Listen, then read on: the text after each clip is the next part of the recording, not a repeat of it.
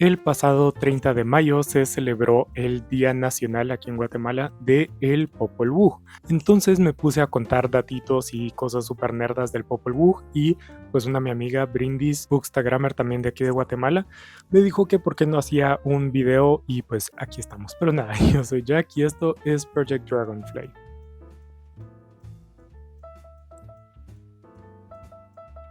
Me iba a apuntar los datitos y todo eso para hacer un booktuber así profesional, coherente y todo eso, pero me dio pereza, entonces lo vamos a hacer un poco a lo freestyle, entonces espero que se entienda.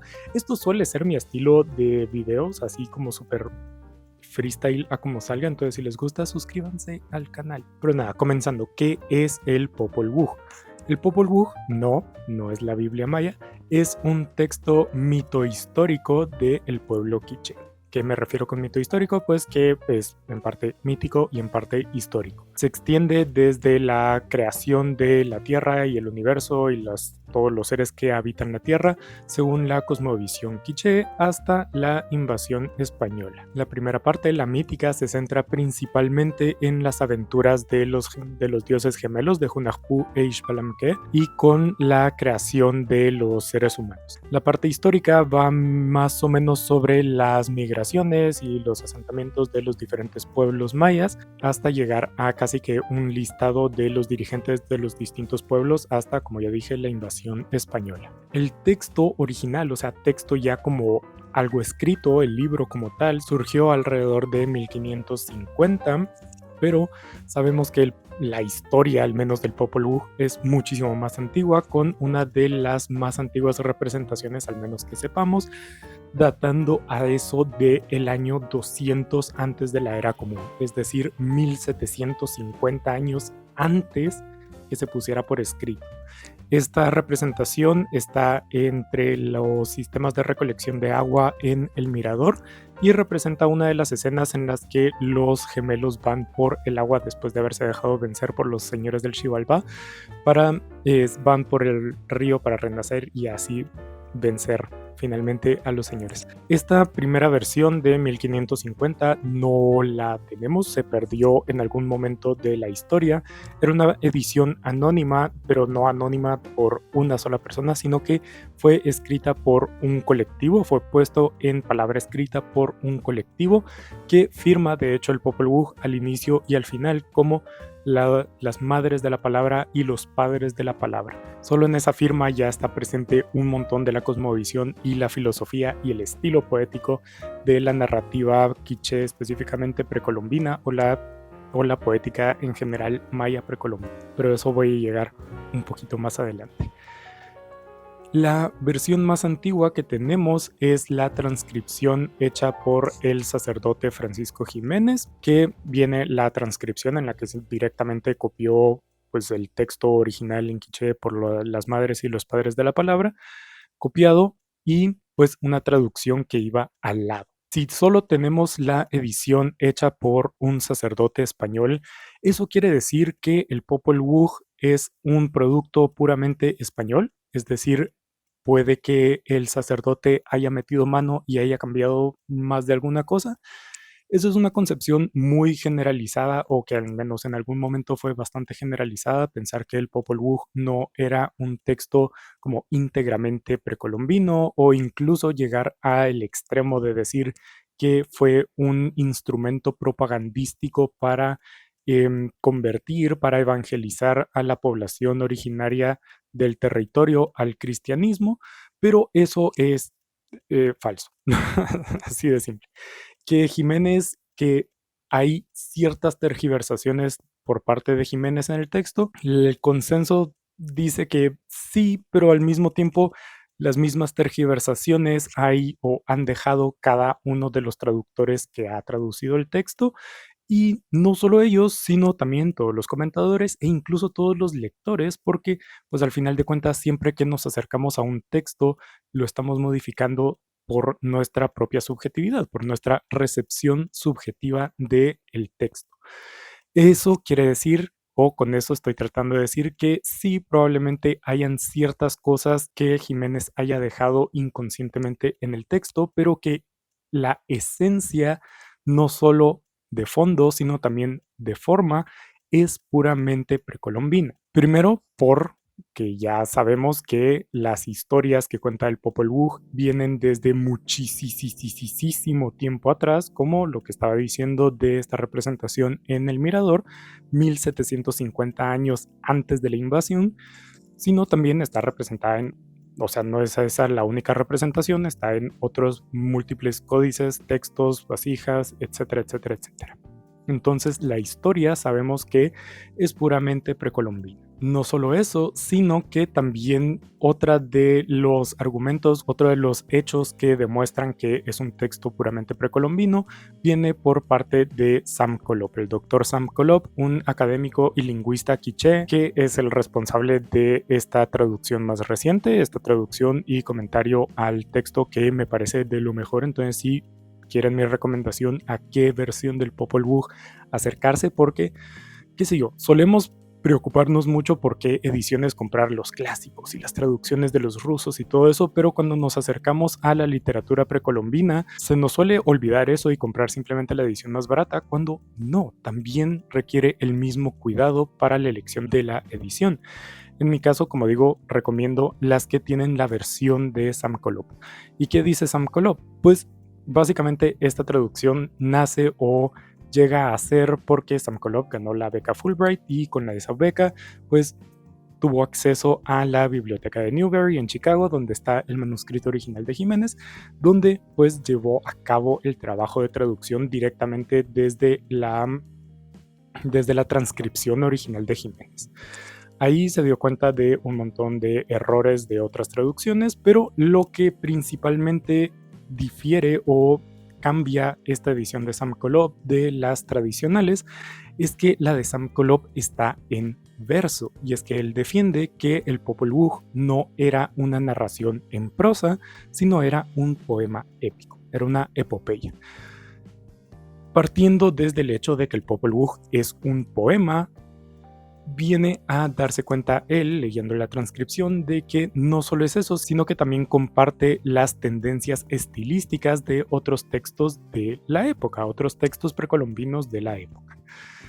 ¿Cómo sabe eso? Pues el doctorado que sacó Sam Kolob lo hizo a través de un trabajo que era literalmente sobre la poética maya. Entonces, analizando el Popol Vuh, se dio cuenta de que tiene exactamente el mismo estilo o los mismos recursos que todo este acervo de poética maya precolombina. Entonces, pues es otra prueba más de que el Popol Vuh no es constructo, no es invento, no es nada de los españoles. Esa es una perspectiva muy incluso racista que parte bastante desde la ignorancia, que pues como digo, tenemos que ir dejando atrás y darnos cuenta de lo que es realmente el Popol Vuh. ¿Qué otros mitos podemos decir que desmiente Sam Kolob en esta edición? Pues uno de ellos es uno muy extraño, pero que era común en las traducciones anteriores, que se tomara al pueblo quiché del que se están narrando sus aventuras y desventuras en la parte histórica, traducir una parte diciendo que atravesaron un mar o atravesaron un océano, atravesaron un gran cuerpo de agua, cosa que ha llevado a un montón de interpretaciones súper extrañas, uno manteniendo que fueron los españoles los que escribieron esto, que como digo, no es cierto, o incluso diciendo que el pueblo quiché es el pueblo elegido porque tiene algo de relación con una historia bíblica.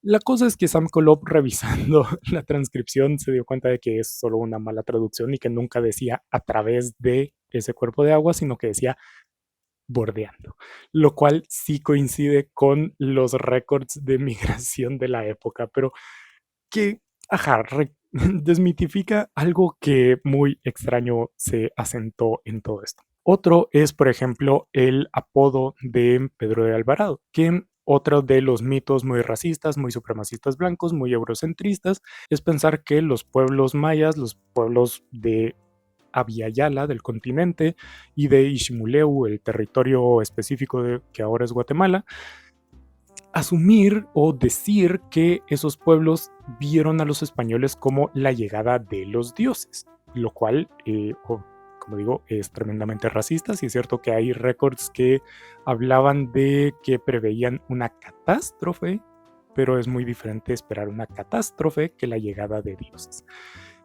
Mucho de ese mito se sustenta por el apodo a Pedro de Alvarado, que era Tonatiuh. Tonatiuh significa el sol, que deidad, obviamente, entonces si le ponían un apodo, pues era así como, ¿será que es realmente el dios? Por el cabello, supuestamente por el cabello rubio y todo eso. Pero Sam Colop hace la salvedad en una de sus anotaciones, ni siquiera en nada más, sino en una de sus anotaciones, que los récords realmente dicen o atribuyen el apodo de Tonatiuh no por su apariencia física, no por su deidificación, no por ser Dios, sino por su inusual crueldad al momento de pues aproximarse a los pueblos originarios, que su forma preferida era quemar a la gente que quema el sol, Tonatiuh, no por su estatus de deidad, sino por su crueldad. Y ya que les mencioné un poquito del tema del estilo, el estilo es de hecho muy, muy, muy interesante. ¿Por qué?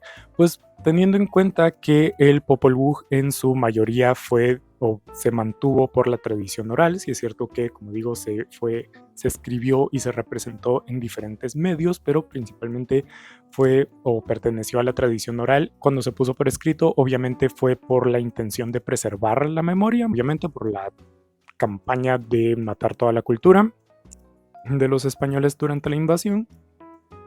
Y en ese punto digo yo, opino yo, que se agregó la parte histórica para dejar récord sobre la historia de los pueblos. Entonces, viniendo de la tradición oral, obviamente a lo largo de todo el mundo y a lo largo de todos los tiempos, cuando algo viene de la tradición oral, usualmente tiene algo en el centro, y es esa necesidad de que, por más que sea dicho, lo dicho se quede en la mente de quien lo está escuchando. No, eso lo estructuré súper mal la oración, pero que básicamente que lo que diga se quede en la mente de la otra persona, que no lo olvide, que no le entre por un lado y le salga por el otro.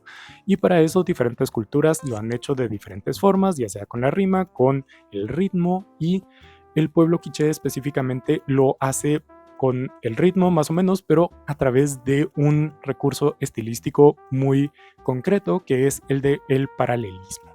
Y es que la narración del Popol Vuh, cosa que muchas ediciones han quitado eso porque parece redundante en un principio, pero que realmente encapsula la riqueza de la tradición poética precolombina, es que, pues básicamente repite la estructura de las oraciones cambiando ciertas partes para dar a entender ciertas cosas. Aquí sería un buen momento para un ejemplo. A ver, bueno, estos ejemplos son bastante sencillos porque toda la obra está escrita de esa forma, pero hay unos específicos que son como muy, muy claros. Por ejemplo, que se acabe su riqueza, su jade, su plata, sus joyas, sus gemas que lo envanecen.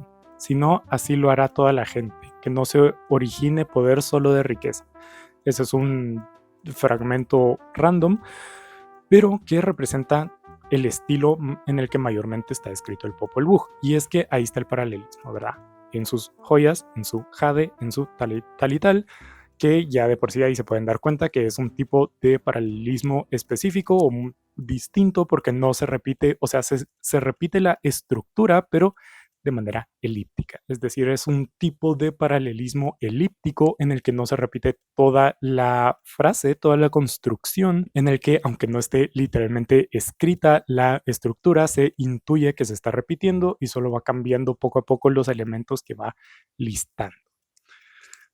No solo eso es la única peculiaridad de este paralelismo, sino que también es uno encadenado, es decir, no se repite solo específicamente o no se repite hasta que termina, sino que, y esto es un poco complicado de explicar, yo lo sé, pero hace un juego el Popol Vuh y la tradición retórica, como digo yo, esto no es exclusivamente del Popol Vuh, es lo que vio Sam Colop, que era como un estilo un poco más difundido, y es que esa repetición se rompe, no es como que se termine, sino que se rompe antes de pasar a otra cosa.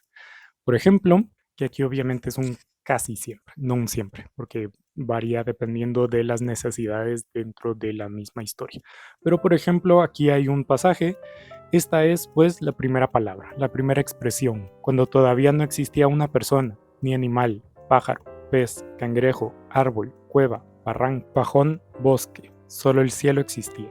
Ahí, como pueden ver, la parte que se está elidiendo es cuando todavía no existía, que sin elidirlo sería cuando todavía no existía una persona, cuando todavía no existía ni un animal, cuando todavía no existía ni un pájaro, pero esa parte se elide, se asume que la construcción todavía se mantiene y se va rompiendo esa secuencia paralelística para ir cambiándolo ligeramente, como por ejemplo empieza una persona ni un animal, mamíferos, luego eventualmente pasa a pájaro, cangrejo, seres del agua, después pasa a árbol, piedra, cosa que son objetos naturales, pero no vivos como tal. De ahí pasa a cueva, barranco, que es un lugar, terminando con pajón y bosque, igual un lugar. Es decir, son pequeños cambios que van rompiendo la secuencia para así darle dinamismo a pasar a otro tema. Sé que eso no parece sorprendente al inicio, pero créanme que hay ejemplos mucho más fuertes en los que pues parte de lo que juega es, como digo, darle dinamismo y avanzar, pero también no sé si en algún momento les ha pasado que escuchan un poema o una canción que tiene un ritmo y una rima muy específico y de repente llegan a una palabra que a ustedes les suena que no va ahí y que hay otra palabra que sonaría mejor y que se les queda cada vez que escuchan esa canción o poema piensan esta palabra debería cambiarse por esta otra. No sé si les ha pasado, es un ejemplo muy poco académico y muy, no sé si lo mejor, pero y al final de cuentas, con esa fijación en que esa palabra no suena bien, no pertenece ahí, al final de cuentas se te queda ese verso por de tanto fijarte en ese tipo de asonancia. Algo así es en lo que recae el Popol Vuh, como digo, narración para que se le quede a la persona que lo está escuchando. Un ejemplo de esto es que en algún momento llega a listar hojas rojas, hojas blancas, hojas amarillas, hojas. Ahí la lógica diría que va hojas negras, porque eso es lo que va ahí, pero lo cambia por hojas grandes. Entonces es un contraste, es un tipo de asonancia que, como digo, avanza la narración en muchos casos, en este específico no, pero en muchos casos sí, mientras que pues ese cambio, esa asonancia queda más grabada porque es así como, wow, esto no me lo esperaba. Y curiosamente, aunque no lo parezca, esta construcción paralelística también como resume, por más que sea repetir y se redunde con la estructura, al final de cuentas resume parte de lo que está diciendo. Una de las construcciones comunes dentro del Popol Vuh es referirse a, por ejemplo, los animales pequeños, los animales grandes. Y siempre que se mencione los animales pequeños, en el verso siguiente va a ser los animales grandes. Siempre. ¿Por qué? ¿O qué está haciendo ahí? Básicamente está resumiendo que son todos los animales. Los animales pequeños, un extremo, los animales grandes, el otro extremo. Si ambos están, significa que todos los animales están haciendo lo que se esté narrando en ese momento. Lo mismo pasa en ciertos eventos. Y con este ejemplo que les acabo de dar de los animales pequeños y los animales grandes, también podemos ver un pequeño guiño a la filosofía, a la forma de ver el mundo y existir en el mundo. Porque en cierto punto en el Popol Vuh, cuando se crean finalmente a los hombres de maíz, que sí, por ejemplo, por supuesto, el Popol Vuh es la musa predilecta de la literatura guatemalteca y que ha inspirado un montón de obras súper importantes. Entonces, cuando se crean los hombres de maíz, que también representa una escena que muestra un poco la filosofía, se dice que ven todo, o sea que no hay un horizonte que detenga lo que pueden llegar a ver. Eso obviamente yéndose a la forma de obtener conocimientos, que es a través de la experiencia relacionada con lo que puede ver el ojo, entonces lo que puede ver el ojo significa conocimiento.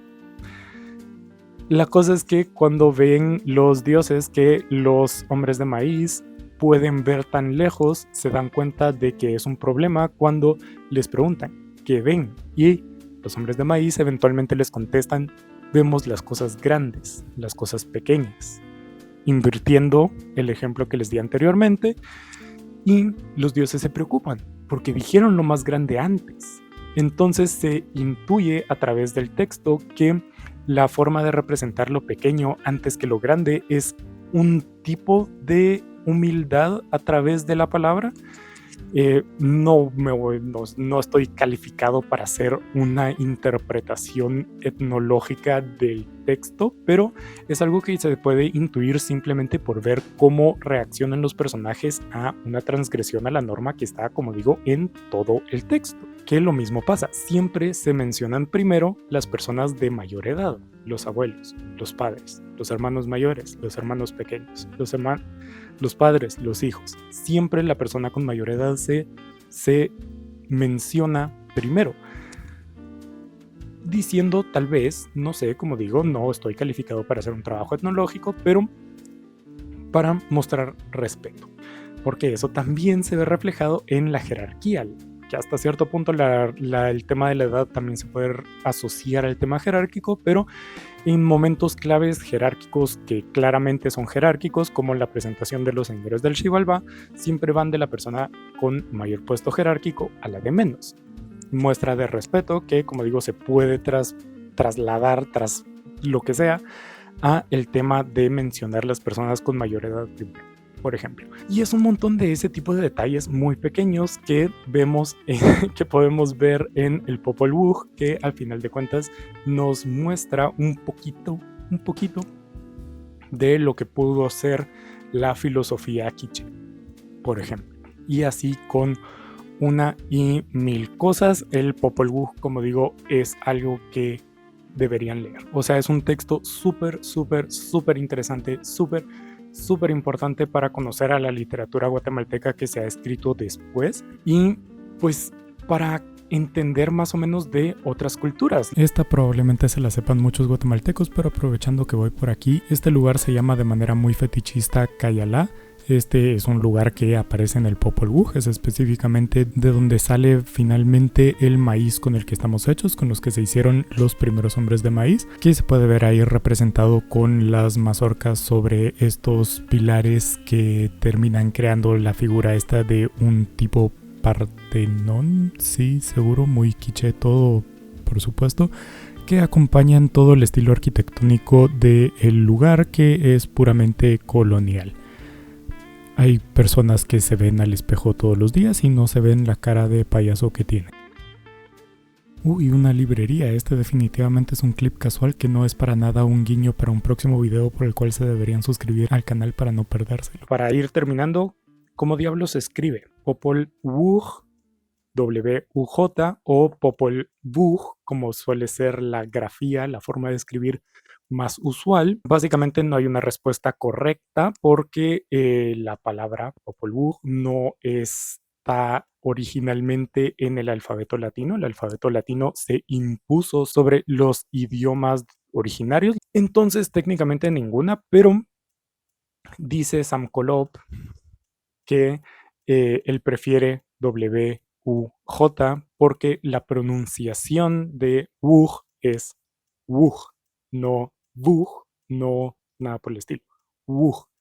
Y obviamente el Popol Vuh, cuando fue descubierto el manuscrito de Jiménez, pues se fue a Europa y se trabajó en Francia y después se fue a los Estados Unidos, y no me voy a meter a la historia del manuscrito porque eso lo pueden googlear más fácil, pero viniendo de otros idiomas que no son el español, pues la H en el español no tiene sonido, entonces esto se pronunciaría Popol Vuh y ya.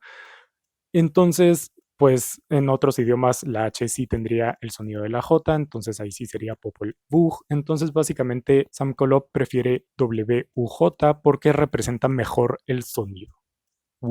Pero que en general no tiene como tal importancia. ¿Y qué significa Popol Vuh? Ya que estamos hablando del título, pues significa el libro del pueblo, el libro de las personas, el libro del consejo.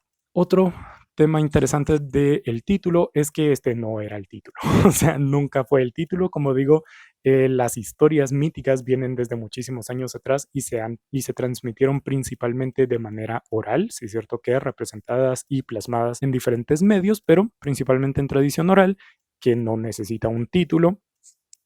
Y pues cuando se puso por escrito, al menos que sepamos, porque ya como digo no tenemos nada de información sobre el manuscrito original, no tendría título tampoco, y de hecho en la transcripción de Jiménez tampoco es el título Popol Vuh, sino que es como, qué sé yo, textos encontrados en las no sé qué, no sé qué, no sé cuánto. Es un texto muy de la época, muy del como los españoles escribían sobre acá, o sea, los títulos súper larguísimos y todo eso, y el Popol Vuh era solo un fragmento dentro de ese gran tomo que era los escritos de Jiménez. El Popol Vuh eventualmente se adopta como el título porque en cierto punto del texto, del escrito, del libro, del como quieran, se dice el Popol Vuh.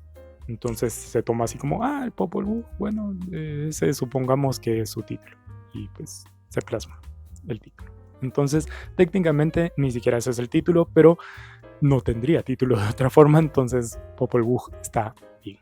Y ya, como digo, lo importante o mi principal como interés de venir a nerdear con ustedes sobre este libro es principalmente invitarlos a que lo lean, que es una lectura realmente fascinante, una lectura que tiene muchísimo y nos puede enseñar muchísimo de diferentes formas de ver la vida.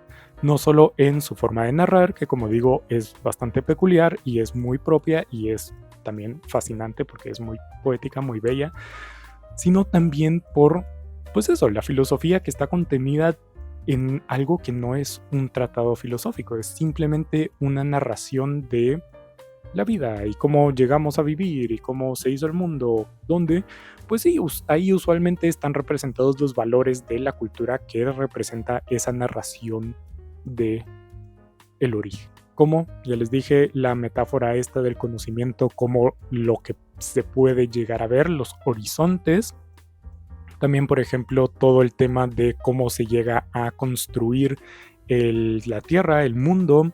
Hay también detalles como, por ejemplo, les dije que el texto lo firman las madres y los padres de la palabra, cosa que tendría también un gran peso porque la palabra en el Popol Vuh, en toda la narración, simboliza la vida. O sea, el mundo se crea a través de una conversación. Se le da vida, o sea, darle vida a alguien se llama o se dice como le dio la palabra. Cosas así, son detallitos que son muy interesantes. Entonces, como digo, el tema aquí es léanlo, porque es un texto, es un libro, es lo que quieran, muy, muy, muy interesante y que vale la pena. O sea, mucha Europa, mucha la Ilíada, mucha la Odisea, mucha la Biblia, mucha lo que quieran, pero que hay otras cosas muy interesantes que leer en todo el mundo y que pues nos presentan diferentes formas de conceptualizar la existencia y el mundo y todo. Pero bueno, ahí está lo que quería decir. Espero. Probablemente cuando termine de grabar se me ocurren otras 1000 detallitos y comentarios y cositas así chiquititas que vean así como wow. Pero dejémoslo aquí. Pero bueno, muchas gracias por ver. Como digo, si les gustó, suscríbanse al canal, denle like al video. Pero nada, dejémoslo ahí, lean el Popol Vuh, mi recomendación, como digo, la versión poética de Sam Kolob. Pero nada, nos vemos en la siguiente.